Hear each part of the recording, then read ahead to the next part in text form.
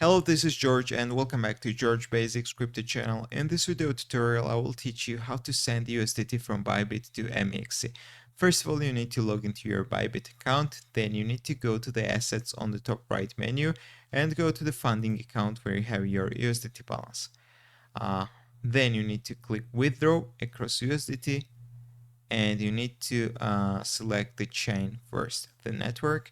I suggest you to use BIP20 network because it's the fastest way to transfer your USDT. It has got fixed fee at the moment, 1.3 USDT, so let's choose BIP20. Now let's go to MEXC and let's find our BIP20 wallet address. Let's go to the wallet on the top right menu. Let's go to the spot account on the left menu, and in the list you need to find USDT. If you can't find it, you can use this search bar right here. Then you need to click deposit across USDT. You need to select the network. So we already selected BIP20 network. Now we need to find Binance Smart Chain BIP20 in the list. Let's copy the wallet address and let's go back to Bybit.